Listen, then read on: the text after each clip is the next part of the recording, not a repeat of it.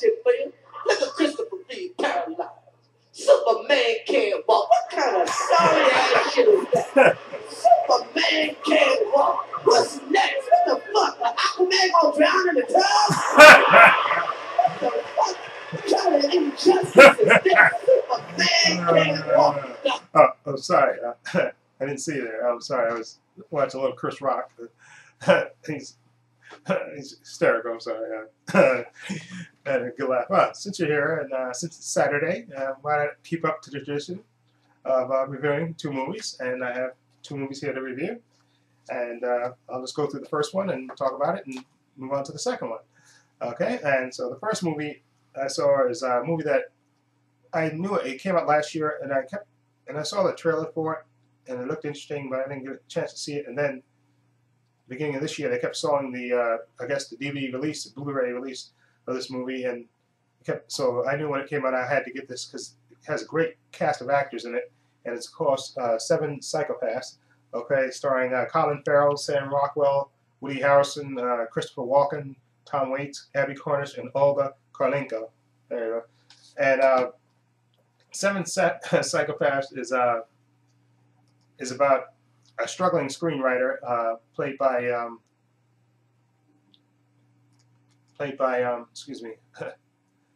Colin Farrell. He plays Marty, and he has a best friend named Billy, and Billy has a friend named Hans, played by Christopher Walken.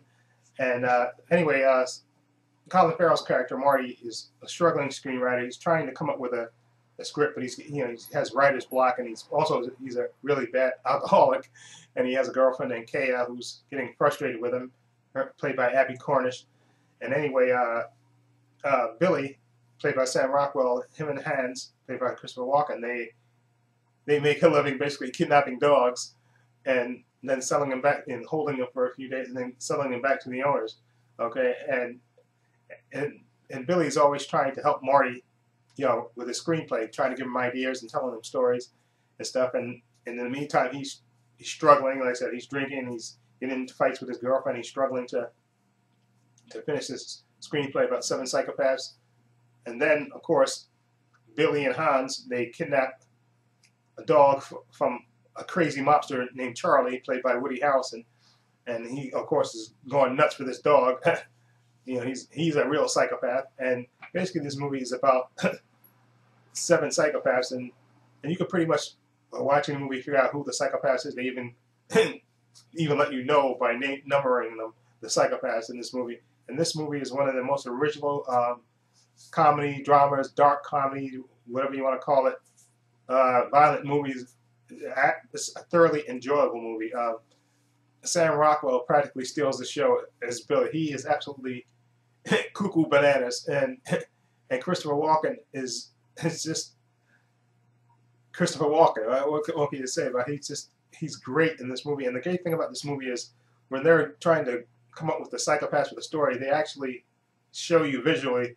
When Colin Farrell's character Marty is describing the psychopaths, they actually show you visually the psychopaths and what they do to become psychopaths, and it's absolutely hilarious visually in this movie. Like I said, it's violent, but it's funny, has dark humor in it, and it takes a hell of a turn, I guess, midway through the movie, okay, when you find out a psychopath in the movie is actually, well, this is a minor spoiler, you find out one of the psychopaths is actually 2 psychopaths, okay, without spoiling it, okay, and it's, like I said, the performances by the actors and the script is absolutely great, and the direction is fantastic. Like I said, this movie is probably one of the more original movies that I've seen this year. Definitely one of the best. And like I said, the cast is absolutely fantastic. And like I said before, Sam Rockwell really steals the show. He is great. And then also, I have to mention Tom, what's his name? Tom Waits. Is it Tom Waits? Yeah, Tom Waits. He's Tom Waits. He's one of the psychopaths. And he actually shows up. There's a great scene with him when he shows up in front of the house. Well, you see it in the trailer where he shows up with the bunny, and basically because Sam Rockwell's character Billy puts an ad because he's trying to help his friend Marty, so he puts an ad asking for psychopaths to come by and tell their stories. So he actually comes in and he tells his story, and then you see why he's a psychopath, and it's just And like I said, then it veers off where where Woody Harrelson's character Charlie is tracking down Billy and Marty and Hans to try to get his dog back, who he loves more than people, and he's nuts too. And it's just, like I said, it's violent, it's crazy, and it's hilarious. And like I said, there's a twist in it, like midway through the movie, that I didn't see coming at all, and it's just absolutely fantastic. And this movie is probably one of the more original, like I said, comedy dramas. I guess you could call it. It's a drama. It's comedy, dark humor. It's violent, but it's hilarious at the same time also. And definitely one of the best movies that I've ever seen. Okay, Seven Psychopaths. Definitely would highly recommend. Definitely see this movie. The performances and everything else, that's absolutely fantastic. And it's good to hear Colin Farrell in his native accent, I guess, his Irish accent. He uses his Irish accent, and he's absolutely fantastic. And on a side note, Abby Cornish, who plays Kaya, the girlfriend of Marty, she's absolutely fantastic. And there's a scene in there. This is totally purely shallow, but there's a scene with her in it towards the not towards the end of the movie, but almost towards the end of the movie where Billy's describing a scene. Okay, and for her moment alone is worth the price of this movie. And I know it's purely shallow thinking, but okay, I just had to say it. Okay, but anyways, this is one of the best movies I've ever seen. Okay, I just have had to say that because I just thoroughly enjoyed watching this morning. Just a fantastic movie. Definitely see this movie. Definitely own it. Now the next movie that I saw today was a movie starring two of my favorite actors and actresses, I guess you want to say, Steve Carell and Keira Knightley, Seeking a Friend for the End of the World. I saw the trailer for this, and I didn't get around to seeing it, and then it got released on video, I think a couple of months ago, and I meant to pick it up, but I didn't until I think about a few weeks ago, and I picked it up, and I watched it today. Basically, this is a story about a comet coming to, I think they call it Comet Matilda in this movie, and it's coming to Earth. It's gonna hit the Earth in like 3 weeks, so everybody knows, so everybody's going wild and doing whatever they want to, because like I say, basically you have 3 weeks for the end of the world, okay, for the world ends. And the movie begins with basically Steve Carell in the car with his wife listening to to radio where the broadcaster is telling them that the mission to try to kill, to break up Matilda has failed spectacularly, and the crew on the ship, I forgot the name of the ship, exploded. So the world's going to end in 3 weeks. So, everybody's panicking, crying, and, fornicating, doing whatever they want to. And Steve Carell, like I said, his wife runs out in the middle of this. She just runs out. She just runs off after she hears about the world coming to end. She basically leaves him, runs off. And you literally see her run off, okay, and just leaves him sitting in a car, okay. So, and he still goes to work for a few days. As you can see in the trailer for this movie, he tries to dismiss his maid that comes to clean, but she's still not understanding. And Keira Knightley plays his neighbor, one of his neighbor who's his character's name is Dodge, Steve Carell, and I think Penny is Keira Knightley's character is Penny, and she plays his neighbor who's she's in the midst of breaking up with her boyfriend, okay, and Steve Carell decides that he wants to look up his old high school girlfriend, the one that got away. So he meets Keira Knightley, Penny, in the hallway, and she knocks on his window. She's crying, and he invites her in, and then they get to know each other, and he decides to go meet his high school love.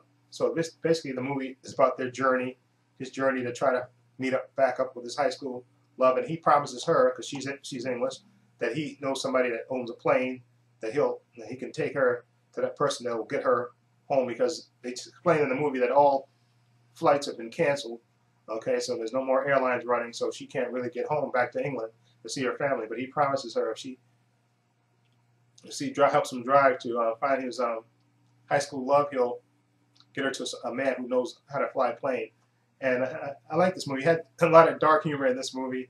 And Steve Carell is, like I said, one of my favorite actors. He does comedy good, and he does drama really good as well. And I like Keira Knightley. She's really good actress. And this movie, like I said, has a lot of dark humor in it, a lot of comedic moments with the world ending and stuff, with people acting crazy and nuts and stuff. And it's about, it's basically, you could pretty much kind of predict what's going to happen, just by seeing them. And there's a great scene in this movie where Steve Carell basically, and I don't know if they even explain how this happened. He basically drinks. It looks like some kind of, I don't know if it was dishwashing liquid or whatever. He drinks it, and then the next thing you know, he wakes up and he's laying in the park, and he has a note on him that says sorry, and he has the little dog that they have that you see in. And so basically, it's him, her, and the dog, and their journey to find his true love. And like I said, you pretty much can predict what's going to happen in this movie, but it's really sweet, and I like the chemistry between Steve Carell and Keira Knightley, and also Steve Carell. He has a lot of issues that he has to work on and stuff, and involving his father, which you see in the movie. And it's a really nice, sweet movie. Like I said, it kind of flew under the radar. I think it came out and then it kind of went away real quick. But this is a nice movie, nice, pleasant movie. And like I said, the ending scene of this movie is really touching to me. It really, and there was another scene before that, the scene with a plane, and I'll just say that, the scene with the plane, that was another really touching scene in this movie. And it's a really nice movie. Like I said, I like Steve Carell. There's the back. Steve, he's one of my favorite. He can do comedy, drama. He's just a really good actor. And Keira Knightley, I like her also. So this is a nice movie to see, a nice, pleasant movie to see. Definitely, worth picking up and seeing. Okay, Seeking a Friend for the End of the World. That's really great. And also, again, Seven Psychopaths. I think one of the best movies that came out last year, and I'm finally glad that I actually saw it, because this movie was absolutely hysterical, funny, violent, crazy, just absolutely insane. Okay, that's definitely one of the best movies I think of last year. If I had seen it then last year, I'd have probably put this on one of my best movies of the year. Seven Psychopaths, definitely worth seeing. And also Seeking a Friend for the End of the World, totally worth getting. Okay, both of these movies, 2 thumbs up, definitely. So, if you've seen those movies, let me know what you think. Feel free to leave comments down below. And this is Trepacer saying so long and take care. And I'm going to go back to listening to Chris Rock, okay, and getting my laugh on. I'm gonna get the gout. What the Superman can't walk. Now you gonna tell a doctor you paralyzed? They don't got shit for you like doctor paralyzed. What you got? Why don't you take this chair and roll your ass around?